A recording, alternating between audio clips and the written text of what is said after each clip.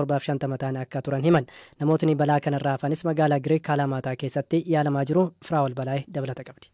Balaa qaqqabe kanaan aangoonni Giriik balaa godaantotaa isa olaanaa jechuun guyyaa gaddaa 3 labsaniiru. Bidiruun kunis godaantota qabattee Liibiyaa irraa gara Xaaliyaan imalaa akka turte himameera. Namoota bidiruu sana keessa turan keessaa irra jiraan isaanii dhiirota umriin isaanii waggaa 20 keessatti argamudha jedhameera. Hospitaala Kaalamaataa keessatti hakiima gameessa kan tahanii fi namoota balaarraa oolan yaalaa kan turan daa'imman 100 tahan akka keessa turanis himaniiru. Dr. Maanoolis Makaaris hakiima onnee yoo tahan namoonni balaa kanarraa hafan bidiruu kutaa jalaarraa ijoolleef dubartoonni akka turan natti himaniiru jedhan. Daarektarri fayyaa naannichaa Yaaniinis Karaveelis oduun balaa gaddaa kana dura dhagahamee hin beekne mudachuu akka malu akeekkachiisaniiru. Baay'inni lakkoofsa imaltoota bidiruu sanarra turanii kan dandeettii isheetiin olii fi kan heeyyamamuun ol ture jedhaniiru. Bidiruun kunis naannoo Piiloosii irraa kallattii kibba bahaatiin fageenya kiiloomeetira 80 irratti imalaa fi deeggarsa eegdota qarqara galaanaa hin barbaadnu jechuun himameera. Eegdonni qarqara galaanaa akka beeksisanitti bidiruun kun guyyaa kibxataa galgala keessa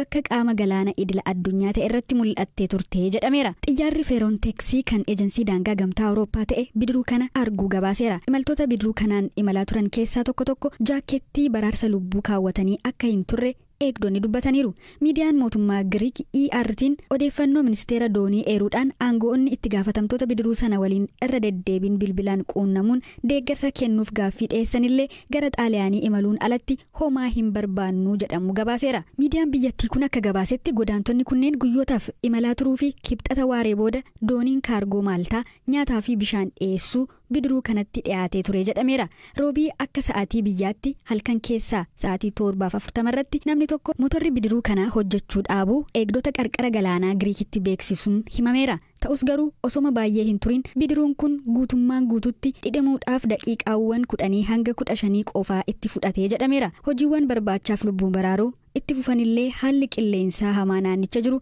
haalicha walxaxaa taasisuun himameera. Maatiin firootni isaanii jalaa badan barbaacha isaanii gara naannoo Kaalaamaa. Namoota nagaa irratti raawwatu waggoota dhiyoonaas itti fufee jira. Torban darbee godina Horroo Guduruu Wallaggaa aanaa Amuruutti finxaaleeyyiin Amaaraa uummata nagaa irratti haleellaa banuun lubbuun namaa darbuu fi qabeenyi jiraattota naannichaa saamamuu namootni BBC'n dubbisee himaniiru. Haleellaa wal fakkaatan aanaa Jaardagaa Jaartee fi Kiiramuu keessatti irra deddeebiin raawwataa ture. Koomishiniin mirga namummaa Itoophiyaatti Daarektarri qorannoo mirga namummaa naannoo obbo Imaad Abdulfattah miidhaa dhaqqabaa jiru irratti odeeffannoo walitti qabaa jiraachuu BBC'tti himaniiru.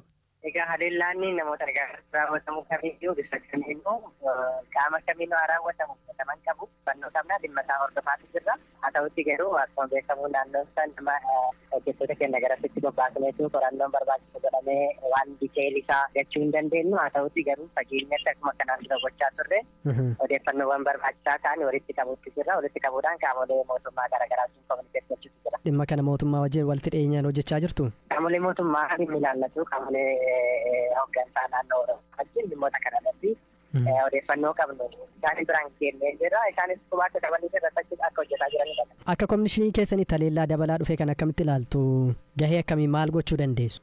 Egaa haleellaan namoota nagaa irratti raawwatamu kun Oromiyaa keessatti yeroo dheeraadhaaf itti fufeedha. Walitti bu'iinsa deemaa jiru kana keessatti baay'inaan kan miidhamaa jiran. Egaa akka koomishinii mirgoota namoomaa Itoophiyaatti haala aangoo fi naannoo fayyadeen irra deddeebinee mootummaa fi qaamolee garaagaraatiif walitti bu'iinsi kun karaa nagaa ta'een akka dhaabbatuu fi lammiileen nagaan bahanii galuu akka danda'an nagaa hojjetanii jechuu akka danda'an akka taasifamu irra deddeebinee kan gaafachaa turre nutis bifa garaagaraatiin irratti hojjechaa kan turre ammas irra deebinee kan jennu mootummaa fi qaamoleen biroo walitti bu'iinsa kana keessatti hirmaataa jiran namoota nagaa irratti haleellaa raawwachuu dhaabuu akkasumas walitti bu'iinsi kun furmaata waaraa akka argatu irratti hojjechuun barbaachisaadha akka ta'e jedhamuun ajjeefamuu beeksan. Bulchaan amma ajjeefaman Kaamis Abaakar humnoota addaa fi milishoota isaaniin waltaan irratti yakka duguggaa sanyiitiin himannaa irratti dhiyeessee ture. Firaa'ol Balaayee. Namni kun osoo hin ajjeefamin sa'aatiiwwan dura ture. Humnoonni kunneen marsariitii irratti yakka duguggaa sanyii raawwataniiru jechuun himannaa kan irratti dhiyeessaa turan. Bulchaan iddoo Aljaniinaa jedhamutti ajjeefaman kun haleellaan haala addaatiin magaalattii keessatti babal'ataa jiraachuu akeekkachiisanii ture. Kana malees hawaasni addunyaa jidduu akka galuufillee waamicha dhiyeessaa turaniiru. Humni addaa kunis himannaa duguuggaa sanyii irratti dhiyaate kanaaf deebiin hanga ammaatti kenneen jiru.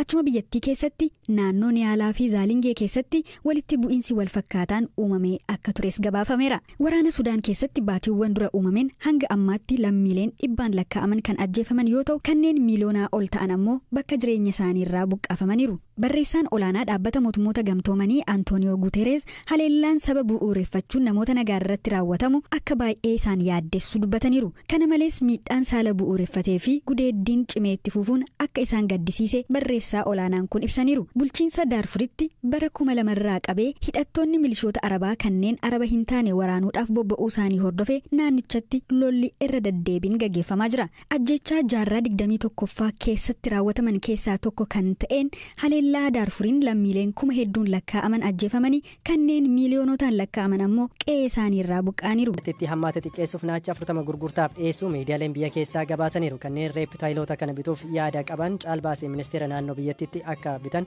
ergaan darbeera. Dubbii himan waajjira akka himanitti bineeldotni biyyattii baay'een paarkileen ala jiru. Zimbaabuween bara kana tamboo toonii 200 fi 63 oomishtee gurguruun rikkeerdii qabatte. Akka ministeerri qonnaa biyyattii jedhetti oomishni kun harki 85 lafa waggaa 20 dura namoota adiirraa fudhatamee dhaloota biyyattiif kenname irratti oomishame. Zimbaabuween biyya Afrikaa tamboo oomishuun sadarkaa duraarra jirtu yoo taatu gara biyyoota Chaayinaa, Baha Giddugalaa fi Awurooppaatti ergiti.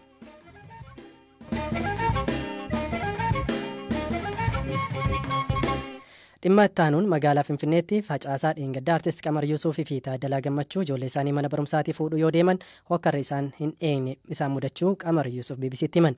Qamar akka jedhetti ijoollee isaanii mana barumsaa Greek Community School jedhamu fuudhuu yoo deeman qaamonni meeshaa waraanaa hidhatan mooraatti galtanii ijoollee keessan hin fudhattan jechuun akka isaan ittisan himan.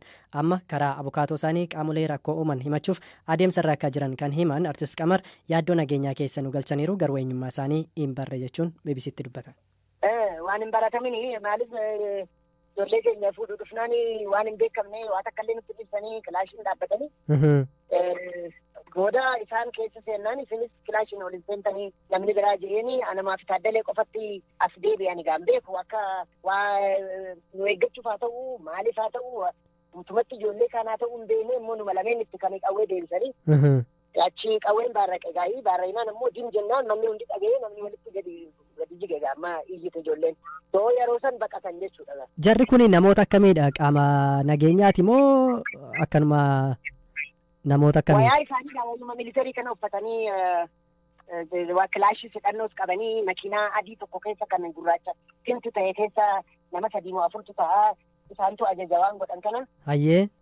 Achi makiinaas fudhatanii achi namni walitti jignaan gaa xiyyitiinis naman dhoowinee garuma wanni tokko samtee achi makiinaanis baqattee isaanis gara kutan hin argine nu ijoollee keenya fuuneetuma ofirraa ijoolleen xiqqoon duratti rifattee baqanneefumaaf. Kuni mana barumsaa naannoo mana barumsaa maal jedhamutti raawwate? Greek Community School jedha. Naannoo kamitti argama Finfinneerraa? Olimpiyaa jechuudha. Caffee Oromiyaa, Oofisa Oromiyaa guddicha Duddubbee jechuudha. Tole amma jarri kun qaama nageenyaa ta'u qaama biraa ta'u waan bartan hin qabdan jechuudha. Waan akka waan barreen qabnu maqaa isaanii illee nutti himuu hin dandeenye.